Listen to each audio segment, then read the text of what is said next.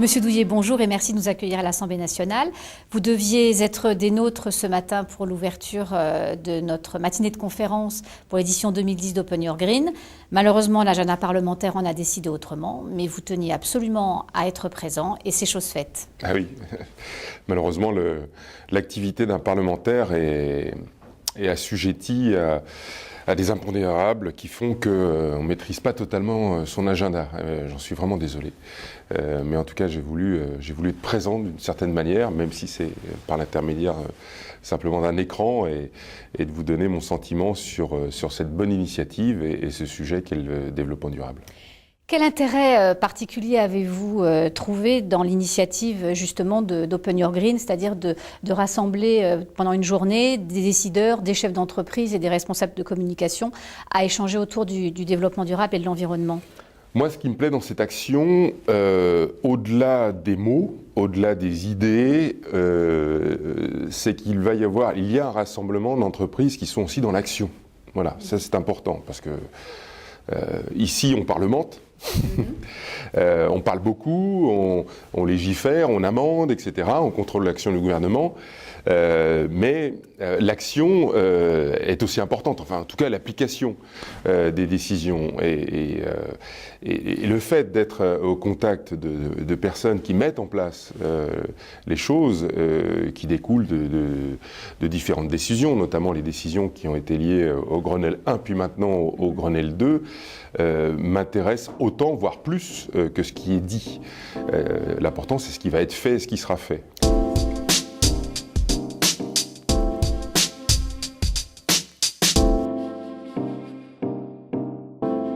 L'environnement, pour moi, c'est pas une mode, hein, c'est pas un engagement comme ça qui est né ces derniers temps, comme ça a pu l'être, on va dire, dans les sphères politiques, même si les Verts sont engagés depuis plus de 30 ans, voire plus.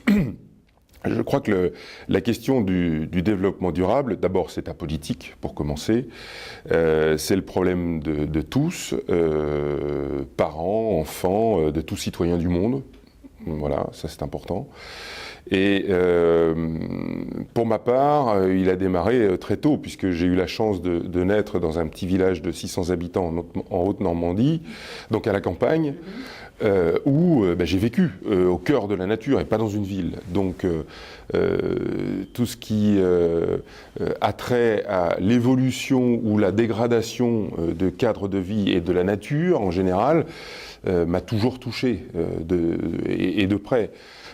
Donc toutes les initiatives aujourd'hui qui peuvent être mises en place par rapport à l'évolution d'une société qui grossit en termes démographiques et qui donc consomme et par conséquent occasionne beaucoup de déchets, que ce soit direct ou indirect, si on ne le prend pas en considération, on peut considérer que la planète sera de plus en plus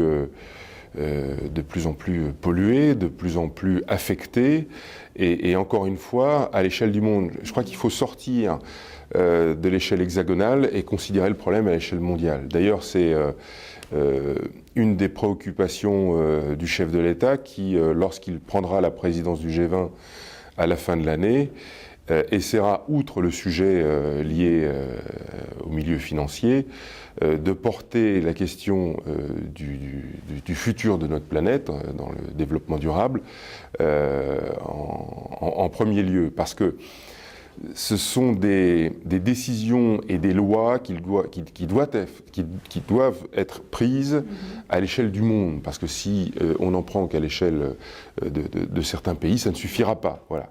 Aujourd'hui, on sait qu'on a des pays en voie de développement qui, parce qu'ils sont en voie de développement, malheureusement, occasionnent ce que nous on a fait à une certaine époque, donc c'est-à-dire polluent avec des énergies notamment fossiles. On se doit de les aider, pays développés, pour limiter, voire supprimer ce type de pollution, pour que à l'échelle de la planète, l'action soit uniforme et globale. Sinon, on ne s'en sortira pas. D'accord. Donc, votre sensibilité est très claire sur le sujet. Vous êtes un parlementaire et vous êtes un homme de terrain, surtout. Concrètement, qu'est-ce que vous comptez faire à l'Assemblée? Est-ce que vous avez des idées, peut-être une proposition de loi, des choses concrètes à proposer à vos collègues parlementaires? Très basiquement, avec le peu de temps qui me reste, en particulier avec ma famille, il m'arrive assez souvent de prendre les chemins de campagne et de constater, d'arriver nez à nez avec des décharges interdites, hein, des décharges intempestives, sauvages, de tout ordre. Il m'est même arrivé de tomber sur des personnes qui étaient en train de décharger une camionnette de gravats, de déchets de travaux de maison avec lesquels j'ai eu une vive altercation. Donc, bref. En ayant posé pas mal de questions à l'échelle de mon département des Yvelines, et en particulier dans ma circonscription, la 12e, je me suis rendu compte que à la fois les moyens pour pénaliser ce type d'action et puis ensuite l'augmentation de ce phénomène-là, il est réel. Voilà. Donc j'ai décidé de m'orienter vers une proposition de loi liée spécifiquement à ces sujets. Aujourd'hui, quelqu'un qui dépose des déchets, que ce soit un individu, une entreprise ou de quelque nature que ce soit, peut être pénalisé. Donc c'est une catégorie d'amende qui va de la classe 1 à la classe 5. On ne passe pas à la classe supérieure du délit. On peut être pénalisé maximum à hauteur de 1 500 €. Je veux dire, c'est ridicule par rapport aux conséquences que ça peut avoir sur l'environnement. Et on trouve de plus en plus de décharges de professionnels de tous ordres, qui eux, en plus de décharger déchargent des produits toxiques. Réellement. Donc, double impact sur la nature extrêmement fort, et puis ensuite, impact sur le fait du nettoyage, qui demande un nettoyage extrêmement spécialisé et compliqué. Et tout ça, c'est les maires qui doivent gérer tout ça, en premier lieu. Donc, je veux faire une proposition de loi pour que ça devienne un délit assez rapidement, pour que les gens passent devant le juge. Et ne trouvez-vous pas justement un peu compliqué d'essayer de pénaliser, d'attraper quelque part les personnes qui déchargent illégalement ces déchets, toxiques qui plus est pour certains, comme vous le soulignez, parce que je présume que lorsqu'ils font ces actions dans l'illégalité la plus totale, ils le font en début de soirée, la nuit, de façon certainement... donc c'est peut-être difficile de les... Quelquefois pas. Moi, celui sur lequel j'étais tombé, c'était un dimanche matin, en pleine journée. Hein, genre, ils n'ont pas du tout d'état d'âme là-dessus. Alors oui, c'est compliqué. J'ai pris un rendez-vous avec la directrice générale de l'agriculture à l'échelle du département, qui m'expliquait qu'elle avait 7 personnes, simplement, 7 personnes pour contrôler ce type de sujet. C'est rien. Et d'ailleurs, il y a tellement de problèmes liés à l'eau qu'elle a affecté ces 7 personnes sur la problématique de l'eau.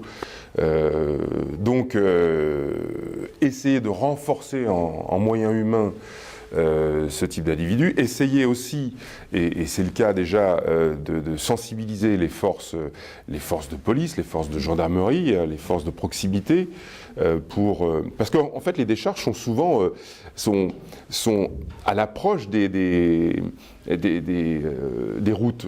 C'est pas très loin dans les forêts, c'est généralement à 300-400 mètres d'une route, hein, parce qu'ils ne s'embêtent pas à faire des kilomètres non plus pour décharger leur cochonnerie. Donc c'est pas si difficile que ça que de localiser, de mener une petite enquête, parce que il n'y a pas besoin d'avoir des véhicules spécialisés pour tomber dessus, vu que déjà il les dépose avec des engins qui peuvent emprunter ce type de chemin. Mais l'application, la répression, c'est pas suffisant à mon avis. C'est pour ça que je veux taper fort au niveau des peines, pour choquer les esprits. Et ce choc va faire partie de la prévention aussi. Hein.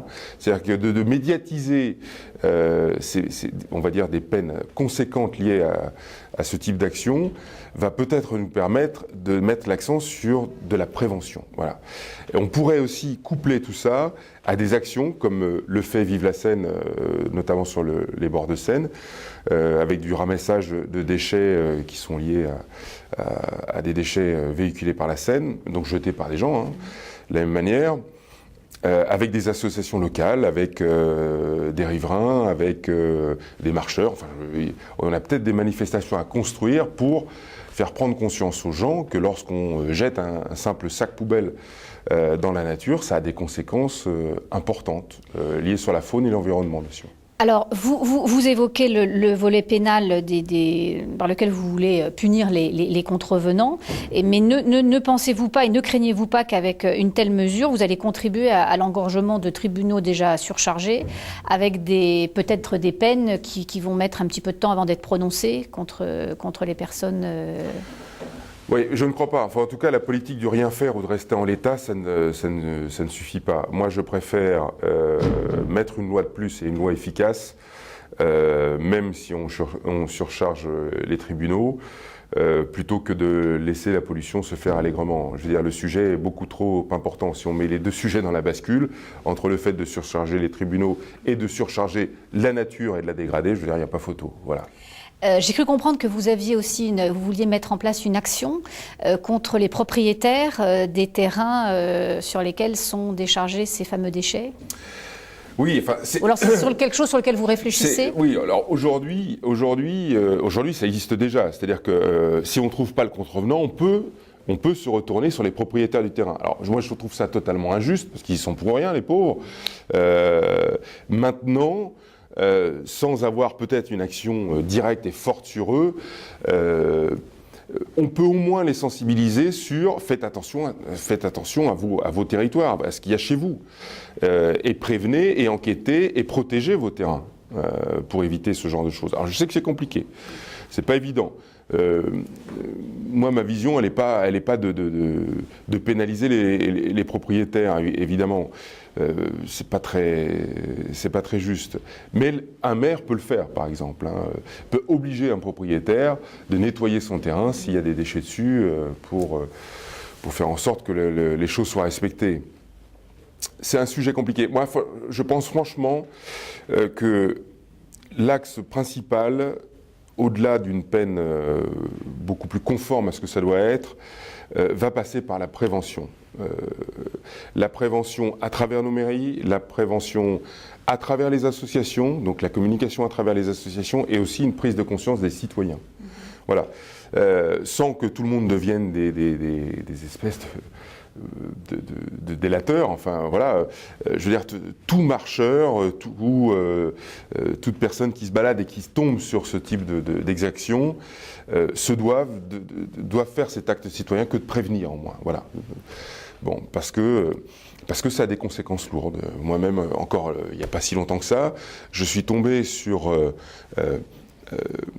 un stockage de boue d'épuration. Ce sont les déchets qui sont liés à la purification de l'eau dans les stations de traitement des eaux usées.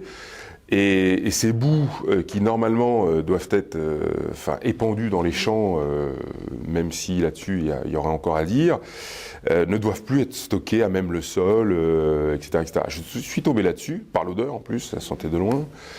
Elle est stockée dans une pente, au bas de cette pente il y a un ruisseau, donc les écoulements, vous imaginez bien ce que ça peut donner.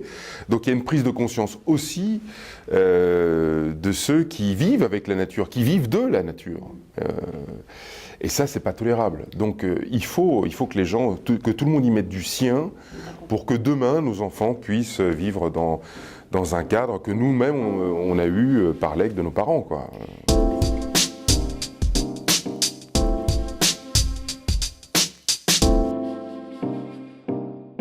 Moi, j'ai une circonscription qui est composée, grosso modo, de 50% d'urbanisation et de 50% de ruralité. Voilà. C'est un équilibre qu'il ne faut pas déstabiliser, pas augmenter l'urbanisation. Et donc, ça veut dire protéger la ruralité. Des gens ont choisi de vivre dans cet endroit pour ces raisons-là, avec ce cadre de vie-là. Et pour moi, il s'agit d'être très proche des principaux acteurs de la ruralité, de ceux qui la connaissent le mieux en fait.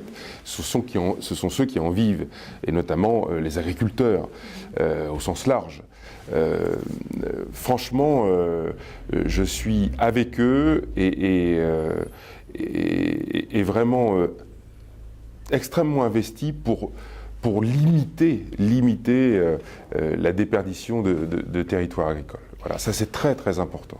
Alors, vous À la évoquez... fois pour le pays, l'économie du pays, mais aussi pour notre cadre de vie. Vous évoquiez il y a quelques minutes les infiltrations de produits toxiques dans la terre. Qu'envisagez-vous justement pour encourager les agriculteurs ou les maraîchers de notre région et de votre territoire pour justement limiter l'usage des pesticides? Alors il faut savoir que dans le milieu agricole, il y a eu une réelle prise de conscience et une réelle action pour lutter contre ce type de pollution.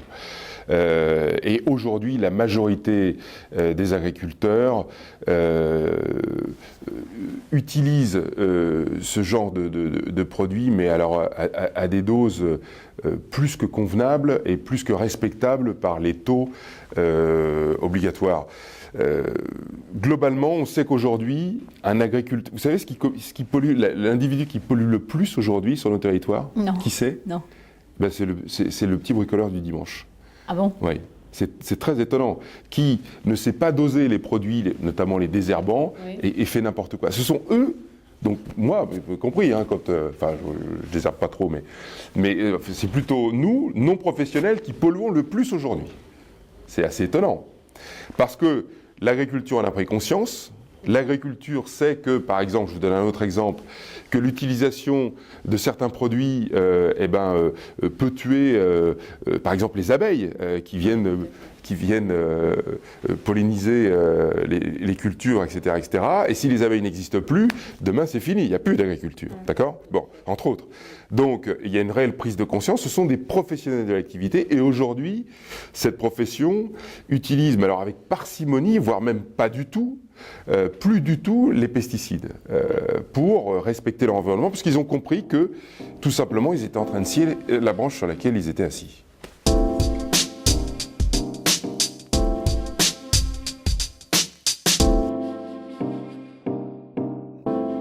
On a parlé du volet répressif, on a parlé de tout ce qui était dans le cadre légal, mais vous évoquiez effectivement une autre clé de la lutte pour la préservation de notre environnement, c'est tout ce qui est lié à l'éducation des jeunes, des enfants, mais même aussi des parents, on va dire. Et donc, on a parlé rapidement de l'association Vive la Seine, qui est une association qui regroupe un certain nombre d'entreprises, exactement. Qu'est-ce que vous pensez des actions justement de Vive la Seine, qui est une des rares, voire même la seule association dans le département à avoir des actions pédagogiques vis-à-vis des écoles pour sensibiliser les enfants à la faune et la flore de notre fleuve? C'est la bonne voie. C'est dans l'éducation, mais au plus jeune âge, que l'on fera la différence. C'est la prise de conscience au plus jeune âge qui fera que demain, moi y compris, hein, quand j'ai vu les 3 ou 4 poubelles à la maison pour le tri sélectif, au début, je faisais n'importe quoi, comme tout le monde. Je me suis fait assez attraper par ma femme qui elle est très rigoureuse là-dessus. Et puis j'ai pris le pli, mais ça a mis un certain temps, parce qu'on n'a pas été éduqué comme ça, on n'a pas eu l'habitude de ça. Si on le fait au plus jeune âge, ça deviendra un réflexe sur l'utilisation de l'eau, sur l'utilisation de la lumière, l'économie d'énergie, etc. Enfin, il y a tout un tas de petits gestes au quotidien qui, lorsqu'on prend de bonnes habitudes, vont faire qu'on va limiter l'impact que l'on va avoir ou que l'on a déjà sur l'environnement. C'est l'axe pour moi le plus important. Il doit se faire évidemment dans les programmes scolaires, mais aussi à la maison. Et aujourd'hui, à la limite, je crois que c'est les parents qui doivent être le plus éduqués.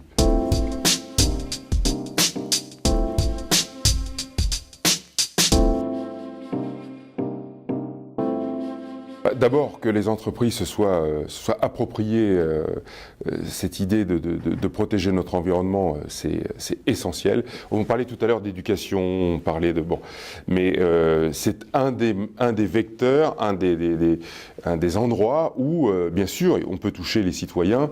Et si les patrons, les cadres, etc., sont moteurs aussi, à la fois pour leurs salariés, mais aussi pour mieux produire, imaginer sans cesse, avoir tout le temps en présence à l'esprit comment je peux produire, industrialiser sans, en tout cas en respectant le plus possible l'environnement, parce que je veux dire, c'est comme l'exemple que je vous donnais sur les agriculteurs tout à l'heure avec les pesticides. Je veux dire, pour un industriel, de la même manière, un industriel qui pollue, quelque part, même si ça se voit moins, il scie sur la branche sur laquelle on est tous sur la même branche. Tous les citoyens du monde, on est tous sur la même branche d'arbre.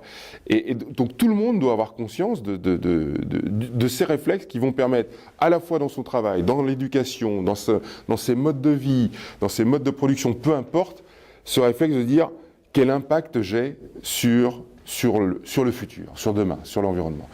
Donc ça, cette prise de conscience-là, elle est essentielle. Et celles qui sont notamment présentes aujourd'hui dans cette manifestation, elles sont un peu plus intelligentes que les autres. Ça veut dire qu'elles sont moteurs. Et il faut qu'elles renforcent, enfin, qu'elles fassent tache d'huile autour d'elles, avec leurs fournisseurs, avec leurs clients, pour les obliger aussi, enfin les inciter. Donc qu'il y a un vrai grand réseau et qui toucherait demain l'ensemble des entreprises. Puis il y a peut-être des choses à imaginer, même si évidemment on n'est pas dans une période où les niches fiscales sont à la mode. Et je sais que toutes les créations de niches fiscales en ce moment sont un petit peu à prohiber, mais ça pourrait être dans un futur qui sera un peu plus propice à cela. Une piste, on pourrait imaginer une partie, on pourrait imaginer une exonération d'une partie du chiffre d'affaires d'une entreprise ou de son bénéfice ou de son résultat, peu importe. Enfin, tout ça, je laisse ça aux techniciens. Enfin, en tout cas, une partie soit isolée pour favoriser les sujets qui concernent la protection de l'environnement au sein de l'entreprise. Voilà. Pas idiot.